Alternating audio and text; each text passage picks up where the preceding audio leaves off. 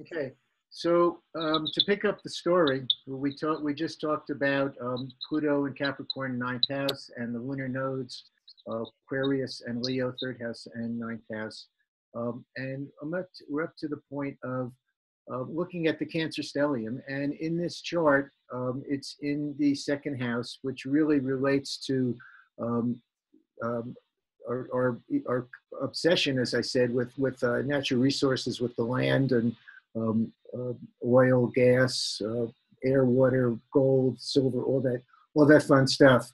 The Cancer stellium it really reflects how family oriented we are. We're home and hearth.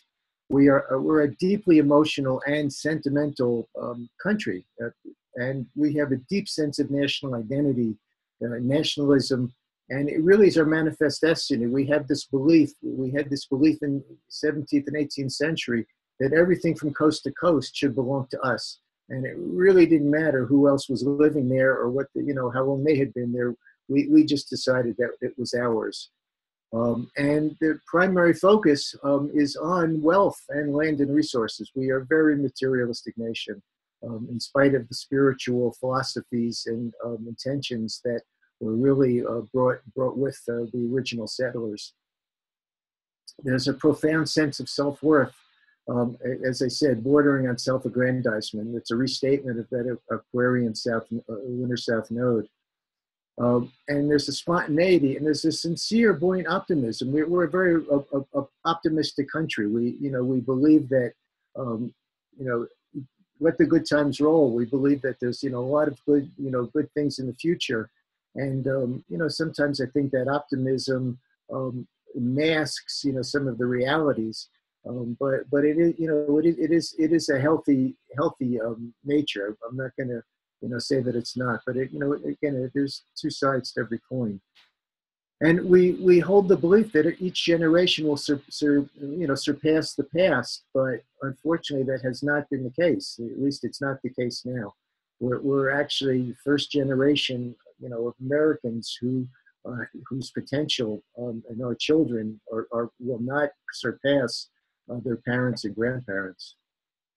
There's an arrogance, there's an inflated sense of self-esteem. Jupiter conjunct Saturn, conjunct Sun. In Cancer, Cancer is the moon. It's our ego. It's our self-image. So again, there is this exaggerated sense of who we are and our own sense of self-worth, and it's a sense of entitlement. Again, we believe that it all should, that the world owes us, that somehow the planet owes us. And these are issues surrounding gender, racial, and social equality, just in terms of where our values and priorities are. Cancer and Capricorn is, about gender assignment. It's mom and dad and male and female. And, Venus is the balance, of the equality of our resources and our priorities and where our real meaning is. So the Sun in Cancer squares the Libra Saturn in the fifth house, and this is the paradox in the American character. It's social justice and equal opportunity, regardless of station in life, versus untrammeled ambition to amass personal wealth. And no one is above the law versus the freedom to pursue the acquisition of wealth without any social responsibility. And it's personal wealth and control of resources versus the sharing and the balanced distribution of resources. And it's the haves versus the have-nots. I alluded to, Uranus rising in the chart. It's our fierce independence and our rugged individualism. It's the pioneer spirit that literally, led people from, Ohio to, migrate out to California. And to, whether it was the gold rush or just, the promise of, having their own land, having their own place to farm or, to provide a better life for their children.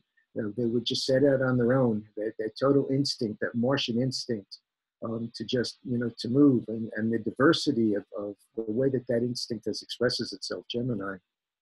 And it's a fascination with new technologies, Uranus. Because Uranus is technology. We are a very technological um, country, and we are so it's evolved to the point where there's actually, you know, a digital addiction that we're all experiencing. It's the intellectual projection of our national ideology outside our borders. You know, again, I talked about this. It's the belief that, you know, our way is the right way, and it's our way or the highway. And it's also national trauma. You know, we've had Lincoln was assassinated, Kennedy was assassinated, McKinley was assassinated. They tried to shoot Ronald Reagan. We had the Great Depression. We had the economic collapse of 29. We've had a lot of personal tragedies. And most of them, or many of them, actually in the last 40 or 50 years. With John Kennedy, his brother Robert Kennedy, Martin Luther King. Well, we have trauma as part of our history and as part of our experience. But, you know, trauma is not designed, you know, to bring us down or to make us feel bad or feel bad about ourselves or to feel less. It facilitates change. Trauma is, Jason Holley says that calls trauma the interrupter. It interrupts our normal behavior patterns so that we can go in a different direction, make some different choices. The Uranus transits to Gemini have all been major wars. Gemini was in, Uranus was in Gemini at the time of the American Revolution, the Civil War, and World War II. But each of those transits resulted in total transformation of the nation. In that first transit in the late 1700s, we became a sovereign entity, a sovereign country. And the Civil War actually, you know, kind of united two economies, two cultures, though I would suggest that maybe those two cultures have never been completely united. And the end of World War II, it brought America to the world stage as a world leader. It's individuality as elitism. We do have an elitist attitude, or need for it to be individual, to be unique, to be independent. In its you know, shadow becomes an elitist attitude. And I would, you know, suggest again that there has always been a 1%. It's not something that's new. That, you know, just because we've realized it and we're calling them the 1%ers, it's always been that way. Moon's in Aquarius, 10th house. So, you know, here we have our self-image in Uranus' sign. It's a restatement of all of those Uranian first house on the ascendant, on the angle, influences and expressions. We all see ourselves as a rugged individualist. This is the source of, you know, the patriotic motto during the War of Independence: "Don't tread on me." It's our staunch independence versus giving up self-responsibility.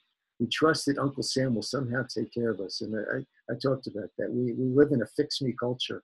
We feel that we can, you know, step over all the bounds, health-wise, politically, socially, spiritually, and that somehow, you know, we'll be saved. Well, if you remember this statement that came out of Orobai, out of the Hopi Pueblo, several years ago, no one's coming to save us. We are the ones we've been waiting for. It's our ancestral heritage becomes the foundation of national institutions, morals, and ethics. Again, this deep spiritual, religious context, whether it was Puritanism, whether it was Roman Catholicism, or whether it was Freemasonry, are woven through all the institutions and morals and ethics and the legal structure and jurisprudence of our country. And this has become the law of the land. This is the way that we see ourselves. And again, it's the cycles of national emotional trauma. The moon is all about the cycles of animation and withdrawal. And we certainly, as a country, have ridden that roller coaster more than once. And it makes us aggressive, sometimes military, you know, in a military way. You know, again, we believe that our way is the right way. And we're ready to express that. You know, 10th house is authority. And we have never, you know, failed to, you know, to stand in that authority. We've never, the word is failing me, we've never I'll come back to it. It's okay. It's holding on to solidified self-serving patterns of behavior. Again, the moon is our familiarity. It's human nature to hold on to what we know, to what's familiar, what we're comfortable with. It's our comfort level. But evolution is not a theory, it's a fact. And certainly in the sign of Aquarius, which is Uranus, which is that liberating energy, that deconditioning evolutionary force that works, the transpersonal need to move past where we have been, is going to shatter any of those crystallized, solidified patterns of behavior that we're holding on to. And it's creating a future sometimes as an extension of the past. Unfortunately, we're hearing the phrase, make America great again. I don't think that's happening. And, I don't know, yes, America was great. I love my country. I think that we have, held an important place in the world. But were we great? Subject to debate. So Mars in the first house, again, reiterates that rugged individualism. It's that instinct, to just, go out and explore and pioneer. And it's squaring Neptune in Virgo. So this is our militarism. This is taking on the role as the world's police force. Now, Mars has, more than one expression. We think of Mars, basically as, as bloodlust, but that's really the Greek Eris expression of Mars, where, war was, was a way of life. But the Romans saw Mars as the protector and guardian. And we have certainly expressed both of those faces of Mars, in the 250 years that we have been, sovereign. But we take on the role. We believe that we must make the world safe for democracy, and that somehow we are the world's police force. And I think that is true more than ever today.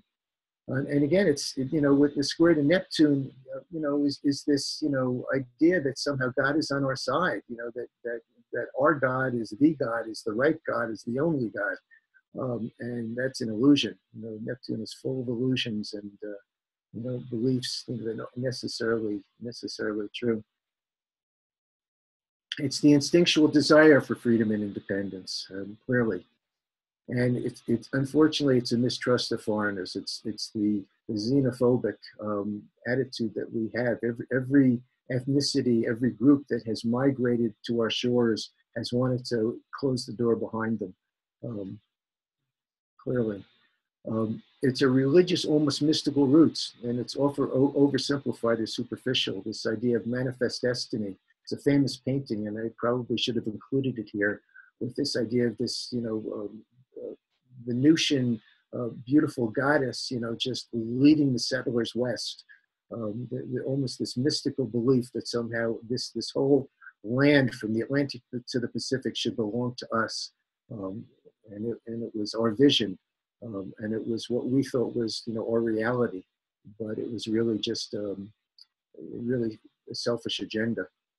And there's a conflict here between action and belief. We believe in the pursuit of happiness and the equality and freedom for all, but have we really acted on that? This is a crisis in consciousness right here. Is this real? Have we really acted according to those principles?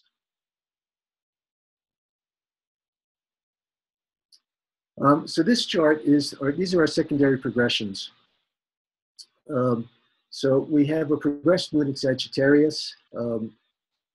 There's a T-square here opposite Uranus, square in Chiron. This was reflected really clearly in the Women's March that occurred. It was such an enormous, exuberant, instinctive expression that just erupted from the very grassroots of our country. People turned out.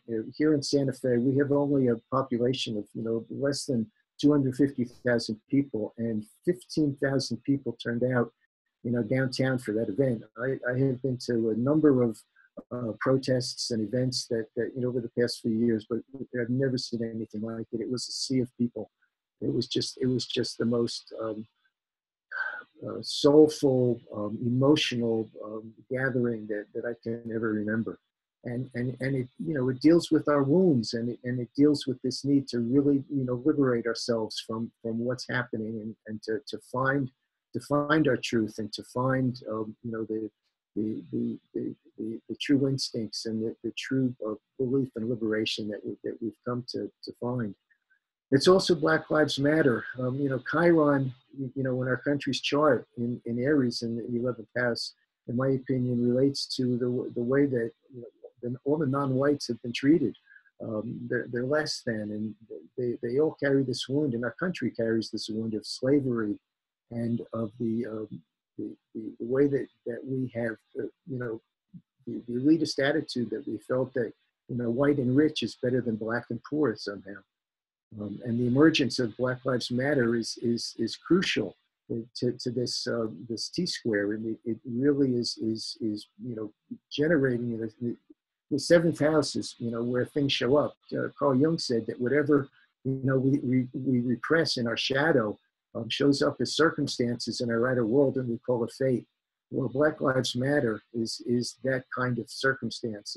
It is the subconscious expression of what our culture has created, because we have repressed the truth. It has been swept under the rug. We consider it to be regional. If we lived in the West or we lived in the Northeast, we said, "Oh, there's no racism," but there was deep racism. I grew up in the Northeast, and racism was certainly part of my upbringing. I was exposed to it. It was not something that existed just in the South. And when I lived in the South later in life, and I drove through Alabama and Georgia, and I saw the shanties that are still there where the slaves lived, and how the blacks were treated. It was shocking, and it was heartbreaking, and it was an experience. I think every American needs to see it and understand it, because it is part of who we are and can't be denied. But this is also, eliciting public revelations. There are new truths that are emerging. Moon in Sagittarius progressed. These are new truths. These are a new self-image, a new understanding of who we are, and new outer circumstances as a result that will show up. And it's the collective emotional shocks that we're experiencing. I read not too long ago on Facebook, somebody, very wisely said, we shouldn't be building a wall, we should be building a mirror. We really need to look back and see who we are rather than just keeping other people out. And these emotional shocks are the result. I think that this relates directly to the Flint, Michigan water crisis. Again, it was Black people. There was a community in New Jersey where I grew up, and it was a Black community, and it was a really nice neighborhood. And that was pretty unusual in the late 50s and early 60s. Black people were, there was a lot of segregation that was unspoken. Realtors would not sell. In many communities, they were restricted communities, and they would not sell to Black families. And here was this one neighborhood in a wealthy white community, part of a wealthy white community, in really nice homes, and it was all Black people. About 30 years later, it was discovered that it was built on a toxic waste dump. It's just so typical. It just, when I heard that, I wanted to cry. I was just so ashamed of literally what had happened in my own community or nearby. And the Flint, Michigan water crisis is the same thing. It's because they're not white and they're not rich and they don't live next door to us. We don't really care about what happens to them, and the abuses that we have perpetrated on others as a result. Our progressed sun is in Pisces, and it's trining our natal sun. And to me, this reflects a confusion and disorientation that's opening the space for a clearer vision to occur. We like to think that trines are, happy and facilitating, and they're all good. Well, first of all, trines don't work unless we're proactive with them. They're not like squares. Squares compel us. Oppositions compel us to act. Trines don't. Trines can pass unnoticed if we don't engage with them. But in this case, I think that it is generating, again, circumstances and things that are happening that are making it impossible for us to be asleep. It's an awakening energy.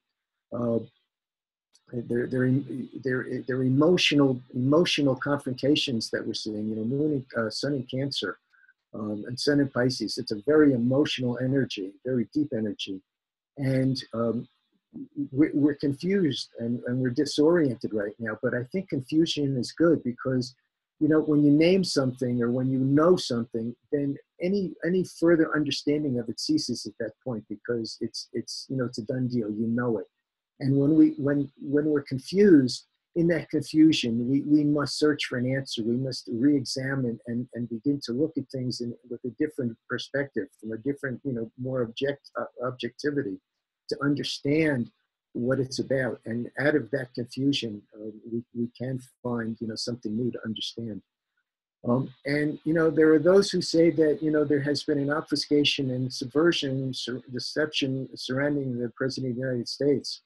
I look back a little bit, and when the Progress Sun moved through Capricorn and Aquarius, it started in the late '60s, and Martin Luther King and Bobby Kennedy were both shot. John Kennedy was shot. Um, Richard Nixon became president, and who would have thought after the Nixon-Kennedy debates that he could ever have been president? Ronald Reagan was elected. I mean, we had, there are those who say, and I think I've referenced this in a later slide, that there was a cloud created over the presidency. And, I don't want to get into the conspiracy theory stuff, but it's pretty obvious that, that something has happened. And now we've ended up with Donald Trump. So, there's a clearly a sequential development of things here that need to be explored, and things that have been swept under the rug, and revelations, of what really has happened through these years that nobody has really, we've delved into it, but have we really heard the truth? And with the sun progressed in Pisces, it's very possible that the truth, that the ultimate meaning of some of these events will finally emerge. I'm hoping that that's the case. And it's also the Russian hacking, where there has been this, behind the scenes, that things have been going on with our electoral process, very Neptunian. It's all hidden. And I think this is also the Dakota pipeline. This really refers to, and so does the progressed moon in Aquarius, where our natural resources, second house, are being messed with. That there's a hidden agenda, and it's this 10th house patriarchal, authoritarian, energy that is determining, what's going to happen with these resources. It really doesn't have anything to do with what's right or wrong, or what really is ethically, spiritually legal and not legal. Progressed Mercury is in Aquarius. So again, here's a reinstatement of all that Aquarian energy. And Mercury is our press. It is also stationed direct. It's actually just stationed by progression. It's trining Mars. It's conjunct the moon, and I apologize, there's no circle on the moon to highlight it. So this energy, again, is very, very strong. As I said, when a planet stations direct, it's drilling down. It's really burning in that energy in that point, and really emphasizing and amplifying what's going on. Women's voices are increasingly being heard with this conjunction to the moon, Mercury being our voice, our communication. And again, there are shocks, to the office of the presidency.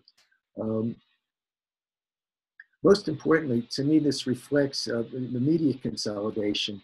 I don't know if most people realize it, but over the past 20 or 30 years, the dissemination of news in our country has been distilled down to 6 organizations that control all the information that we receive, unless we are directing ourselves proactively towards alternative news sources.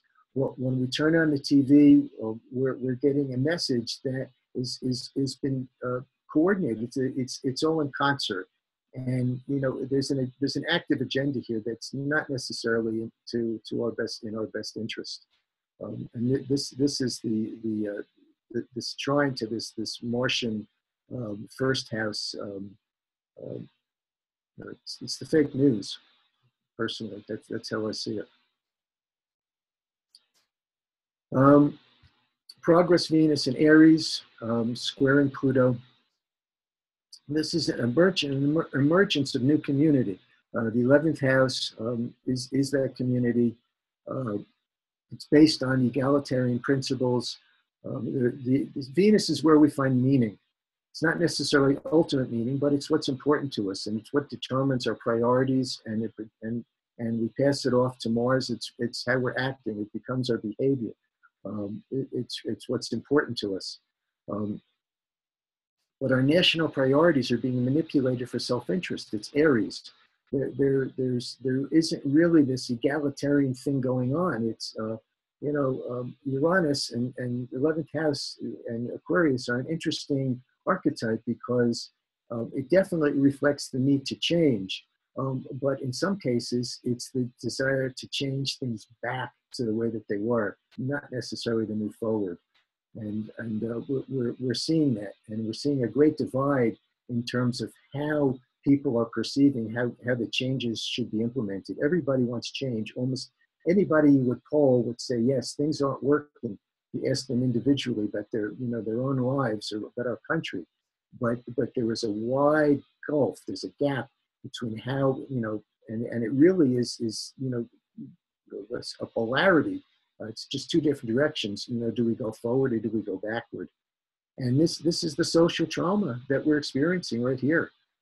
It's a crisis of meaning, a crisis of priorities, a crisis of values, and it's a crisis in action. And, are we really acting on those basic principles that our country was supposedly founded on, and the intentions of the people who came here to find life, liberty, and the pursuit of happiness? I think this is also same-sex marriage. Venus definitely is that feminine archetype, and here, conjunct Chiron in Aries, I think that it is a response to that patriarchal Capricornian Pluto that has held the sway of power, for the entire length of the United States history.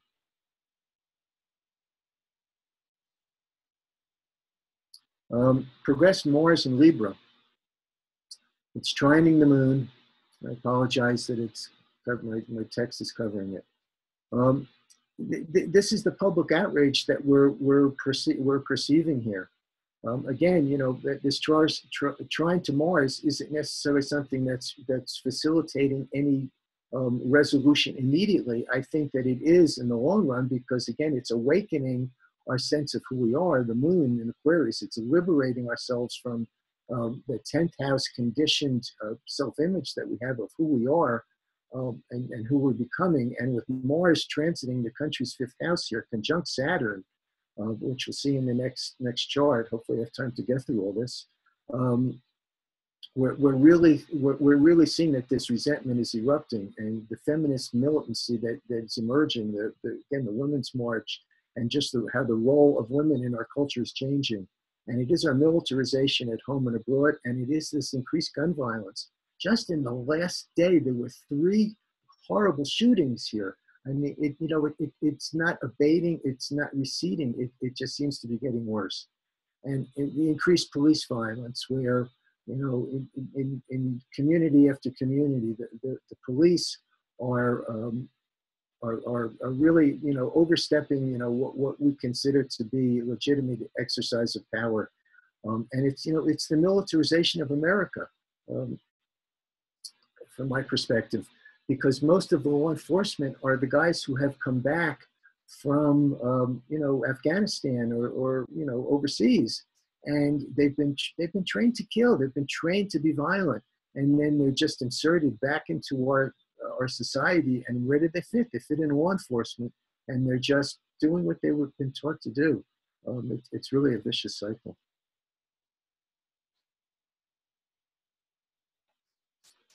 So the transits that we're looking at, we had Jupiter transiting our 5th house, trining the moon, squaring the sun, and again conjuncting Saturn.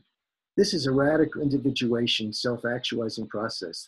What's happening is that the individuation of people to a great degree has become radicalized. It's this Uranus and Aries energy that we're experiencing, and with our Uranus, on an angle natally, and Uranus and Aries, and we'll get to that a little bit when I come to that transit. We're just seeing this radical selfishness that's just rampant everywhere, and it's most obvious right now in Congress and in the White House.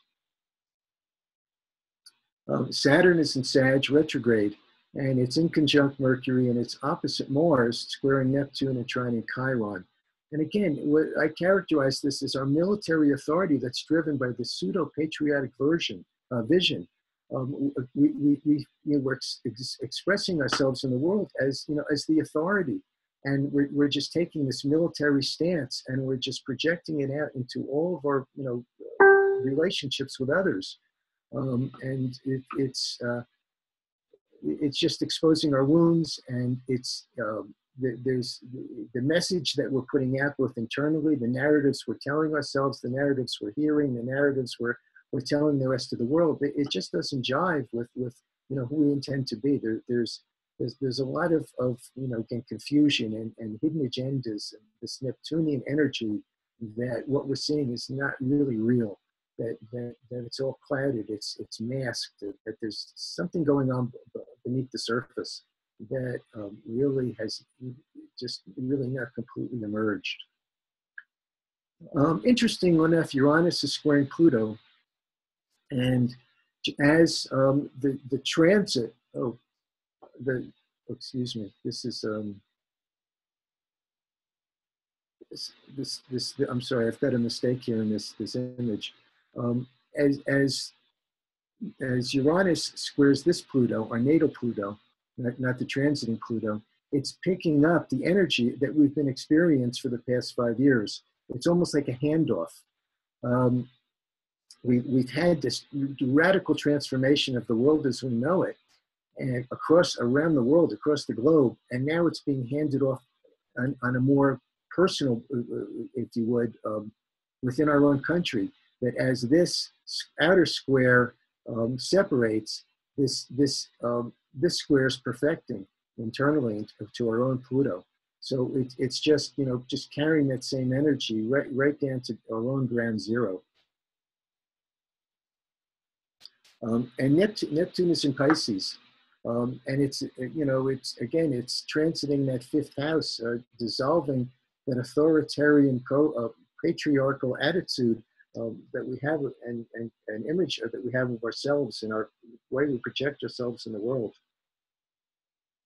And I think to a great degree, this reflects, I call it a cloud over the President of the United States. I mean, why have things come to the situation that they have? How did this happen? We have to look back literally over the last 40 years and see what the progression, no pun intended, has looked like. The events that have occurred, to really understand and see from a much wider perspective the changes that are occurring within our country. Pluto in Capricorn is squaring Saturn, trine Neptune, and squaring Chiron. Again, we have a T-square here with Saturn, Chiron, and Pluto. We have a trine to Neptune. There's tremendous pressure here to move past these old patterns of wounding, to find a different truth, and to seek a truth that really will begin to relieve some of this wounded pattern that we keep inflicting on ourselves and others.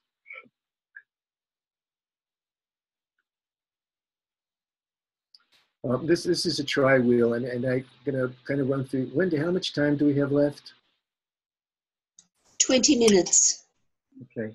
I'm going to kind of move through this quickly because this just really restates a lot of the things that I've said. We have a leadership that's driven by powerful religious belief. Here, we have Jupiter conjunct Mars, progress Mars conjunct natal Saturn.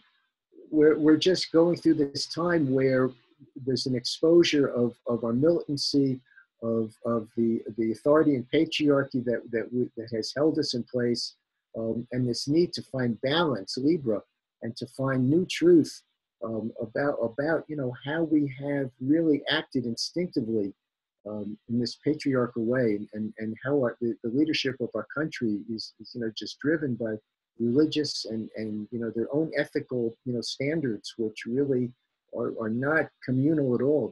It's really the agenda of a narrow slice of our population, and it's the search to find a new truth, a new national purpose. Saturn in Sag retrograde is trining the progressed Venus. And again, this is finding a new truth and national meaning. Venus is where we find meaning. It's where our values and priorities come from.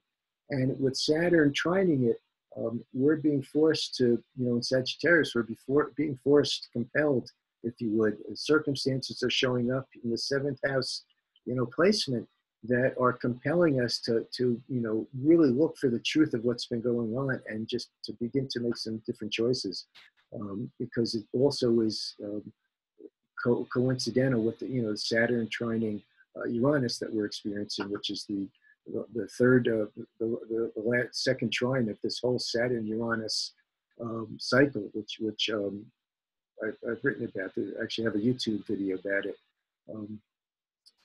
You can see the whole history that's there. Uranus in Aries, which I spoke about, this is that radical selfishness. And if you're not sure, just get out on the highway or get out on the roadway, and it's just amazing with the attitudes of people and how they are just so self-centered and so self-absorbed and only interested, it seems, in their own and what it is that they need and what's in front of them. It's a radical disruption of our fundamental structure of society as well. This is a hard placement. This is actually an exact semi-square, and there's a zero tolerance here in terms of how our individuality and our sense of compassion and forgiveness are just not jiving. There's a clash. It's a radical disruption. And Neptune is conjunct our progress moon. This is where some of the good news begins to emerge. And there is a lot of good news here. It's not all bad news because, as I said, these traumas are meant to facilitate a new awareness, a new understanding. They're meant to interrupt these habitual behavior patterns that have really persisted for 250 years. We're so deeply entrenched in what we think and believe and how we act.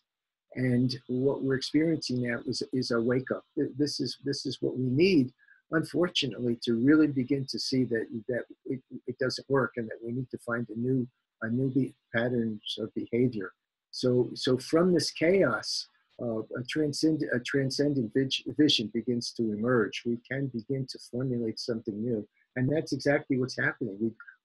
I think that Bernie Sanders was a perfect example of it. That he pulled together a whole group of people who finally felt that there was somebody out there who held their vision and who held their dreams of the future for themselves and their families.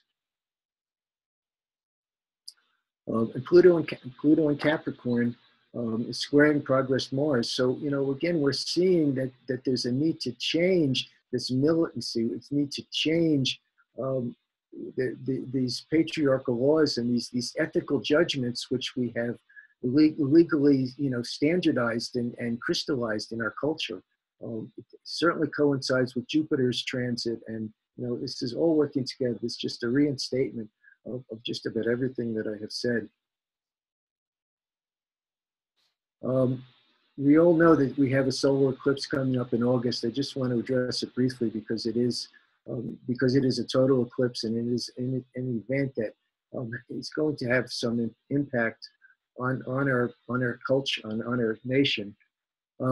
We've got Mars opposite Saturn, so there's going to again be this recognition that there is an illumination, if you would, between this free spirit and this independent attitude and versus this instinctive compulsive way of just being totally egoic and just out for ourselves. And it's a blend. It's conjunct the lunar nodes. It's also in the same sign as our as the U.S. Nodal axis, lunar nodal axis, and so it's going to expose this polarity between self and others, and between self and community, and how we really need to come together as community and stop behaving, we're just out for ourselves, which is really been the basis of you know, a lot of the behavior and what our history has been. Um, Jupiter in Libra is going to oppose Chiron, so you know we're going to see this T square again with you know a different voice being heard, a different voice being expressed, um, seeking balance, seeking to you know talk about these wounds and you know these racial inequalities that are inherent in this Chiron and Aries 11th house, and you know the trine to the Moon and Saturn, excuse me, and Mars, you know, is again going to open up the possibilities that we're going to begin to see ourselves differently, that we're going to be able to see what's real, what has really been happening, and be able to see that this militancy that we've held on to really doesn't work. That we need to heal it. That um, we need to bring something more balanced and a different truth to this expression. And you know, Saturn again. We have another T square here from the eclipse to Mars and Neptune. So again, you know, here is that you know instinctive you know nature to just be self-serving and express who we are, our own impulses, our own needs, versus you know this idea that you know we are one world, we are one country. That you know somehow there's only one of us on the planet. You know, to recognize you know this Virgo energy that escape this cycle of sadomasochism and to begin to heal ourselves, to begin to recognize what we need to work on, you know, nationally, collectively, and personally. And again, you know, I tend to think that with the Saturn 7th house, that we're going to see circumstances that are going to expose all of these energies, you know, and begin to heal and illuminate to some degree the inequalities and woundings that we have perpetrated on others and on some of our citizens. And Uranus, here, again, there's another T square here from Pluto and Uranus to Mercury, and Pluto will also still be opposing our Sun. Pluto has been transiting the U.S. Sun for quite some time, for a number of years. And so again, we're you know we're going to have these tensions, these crises are going to emerge, Pluto, where we're going to new voices are going to emerge. We're going to have these emotional experiences. This cancer, there's going to be outcries. There's going to be emotional response, you know, verbally and you know by word and by written, you know, accounts. And we're going to have you know just you know, different messages that are going to be coming to us, you know, to help us, you know, kind of liberate from what's been going on, you know, as a result of the traumas that we've been experiencing. Um,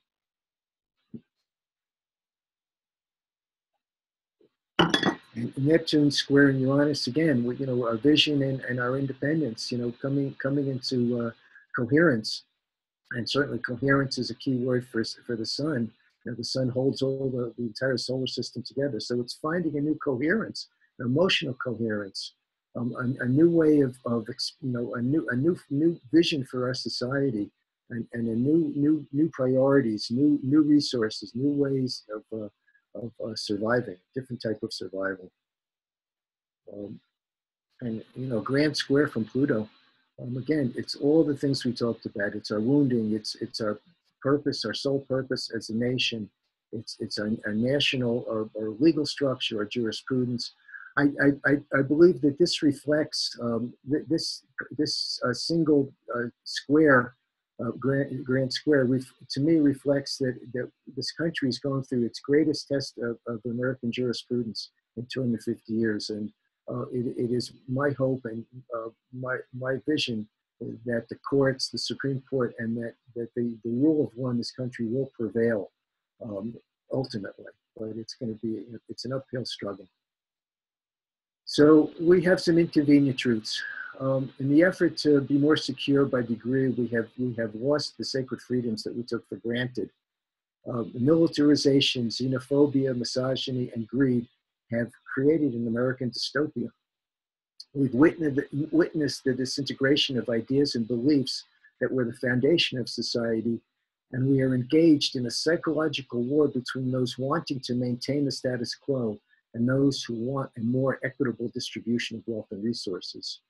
The educational opportunities have deteriorated, including the fundamental safety of our public schools. And we're living in a toxic sea. All of our natural resources, our air, our food, our water, are all under attack. We're a plutocracy masquerading as a republic. We are controlled and programmed by our media. And who is controlling the mass media is the question we all need to ask ourselves. And there's a revolving door between government and business. It's what they call fascism, where the business interests and the profit motive are really what's running our country, running the government. Social mobility, as I said, is lower than ever before. The generations, coming onto the world have less chance of finding more abundance and prosperity than their parents and grandparents. And the gulf between the haves and the have-nots is widening. Some feel that our fundamental systems are irreparably broken. But are the traumas that we are collectively experiencing really the catalyst for new consciousness? And this is the meaning that I hold on to. We're having these traumas because we're being woken up. Uranus is an awakener, and we're being awakened. We're being liberated from ourselves, whether we want to go there or not.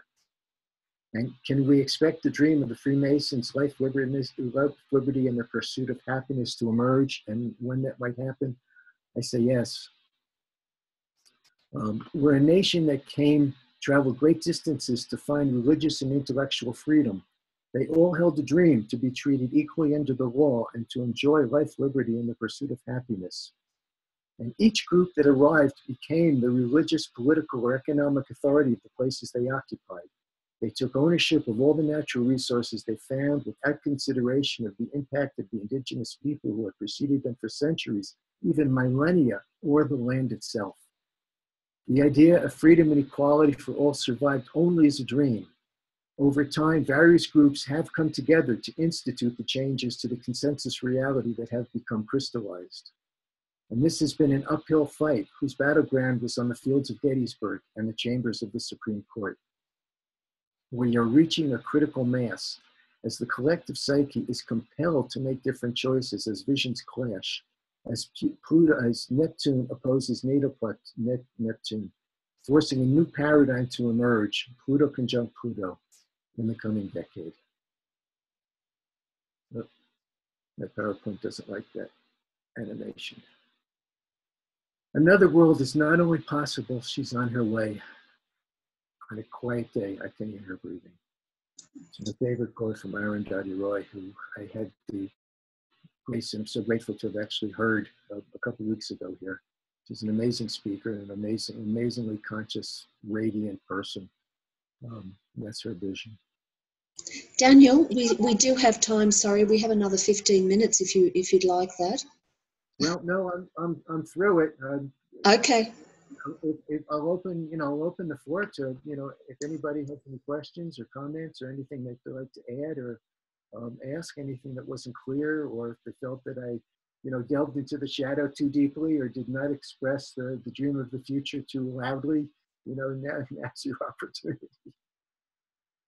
Daniel, I just really loved your presentation. Thank you so much. I'm in Australia, and I don't know that much about USA history, but this was so educational. Thank you so much.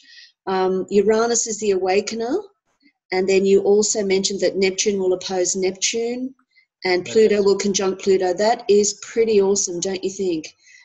It's amazing. It's what we're headed into. It's what the next decade holds, and astrologically, I've looked back in time, and both of these events correlate to two of the most impactful but violent and transformational time in U.S. history, the American Revolution and the Civil War. So, this is what's facing us, but, we are conscious beings, and collectively we are also conscious. We have probable futures. I don't think that astrology is well served as a predictive science. I think that we make choices, and I truly believe that karma is the choices that we make, and nothing more, nothing less than that. And we all have a choice to make. We all can choose what our future will be. We're going to choose it collectively. And I think that that is what's happening.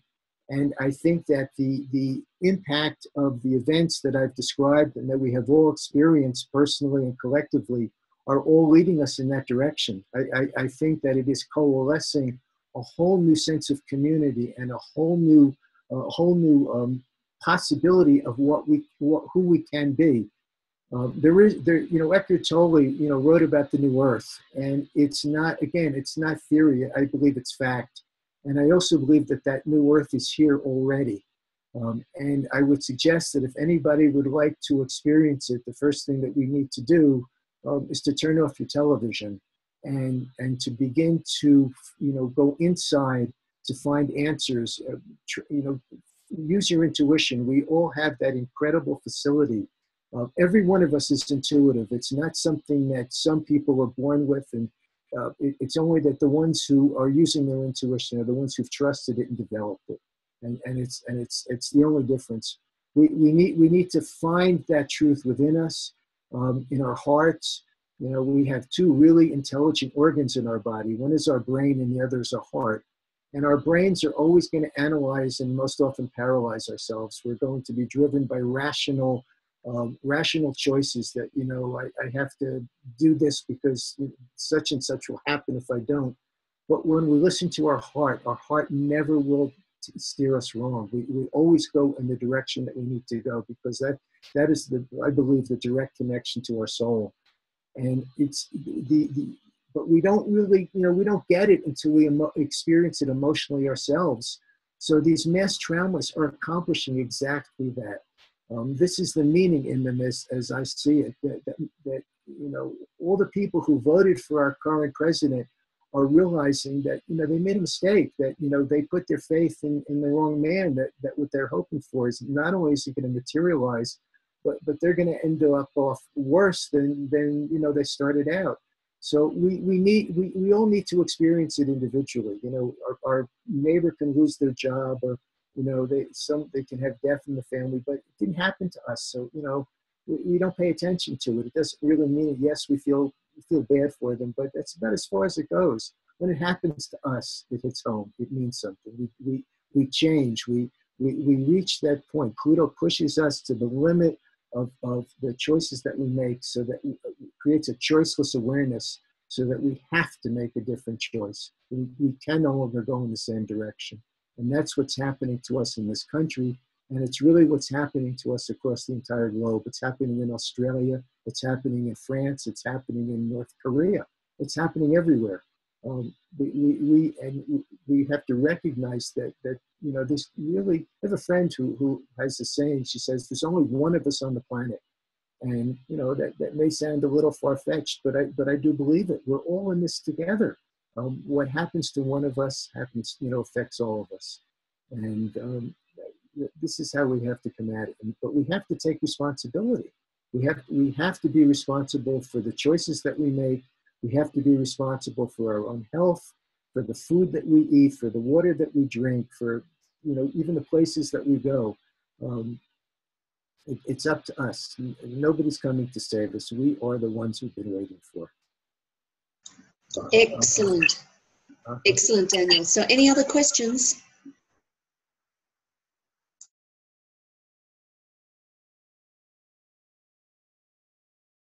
Great presentation, Daniel. Just absolutely amazing. Thank you. Something I was thinking about as you were talking earlier about Uranus that I've never had heard addressed. The myth where he stuffed his children back into Gaia, and I probably have that, kind of messed up a little bit.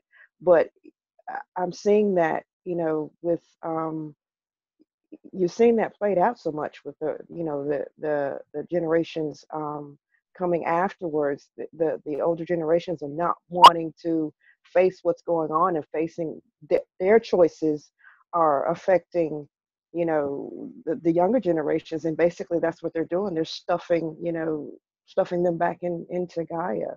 So.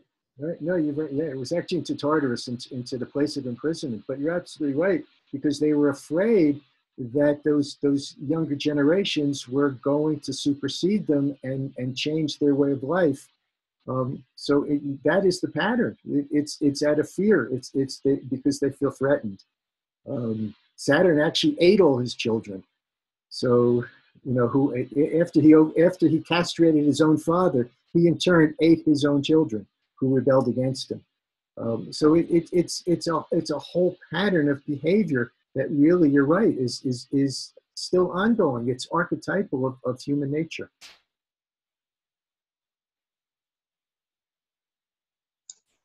Any further questions?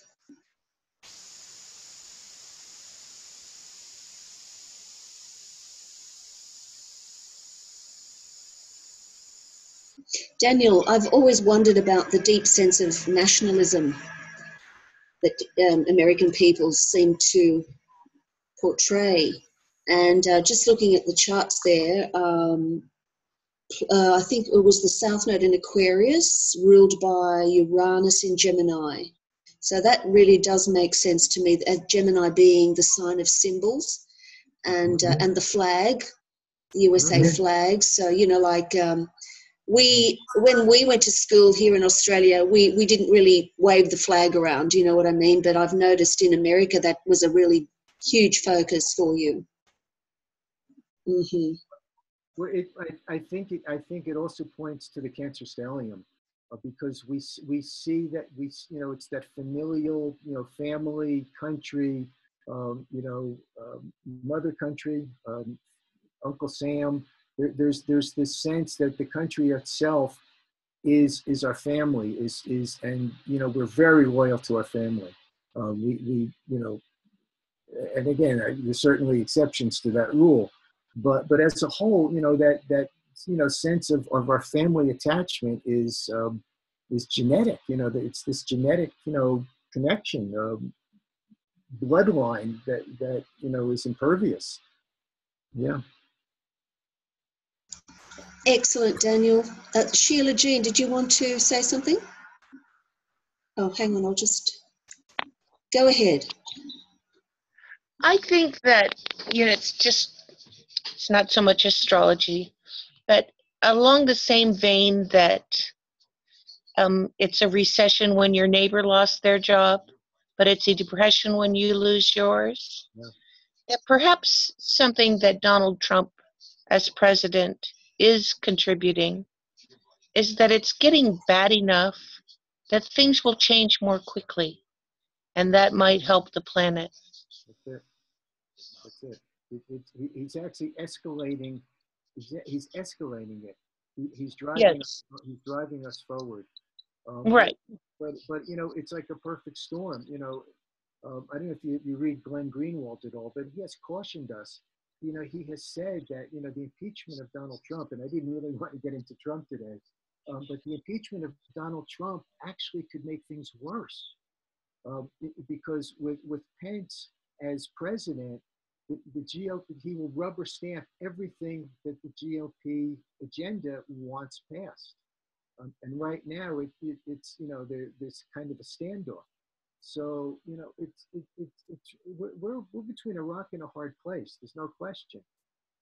And I don't think there's any easy solution as to how things will turn out. I think we just have to trust in source. We just have to trust the universe, which I think has actually been the biggest learning lesson of my life, is to just trust, and to do the right thing, and hold the dream, hold a good intention, try to change whatever negative thought patterns we might have, and just try and be conscious, and ultimately it's all good.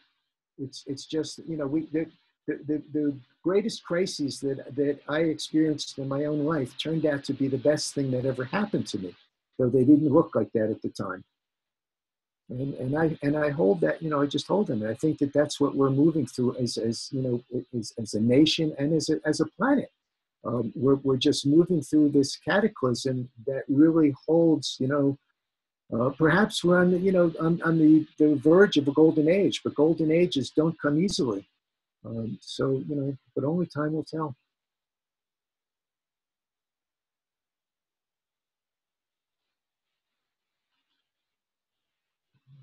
Sheila's still muted here. Go ahead, Sheila. I also think that there is a deep state, and that, like any bureaucracy, it tends to feed itself first, and that it's hard to get rid of. And if he can rid us of the deep state running the war machine, I'll be grateful. I'm That's all I want. I'm hoping that all these Sagittarian and Jupiter transits, you know, there are things about John Kennedy's assassination and certainly Robert and Martin Luther King that many of, and even 9/11 especially, there's a lot of people who believe that we were not told the truth. Any one of those revelations would change everything, Shilajit. Any one of them. It certainly doesn't, it wouldn't take all of them, it would only take one. And it would be, it, it would be as impactful as a UFO landing, you know, in front of the White House, because it would be, you know, an unavoidable truth.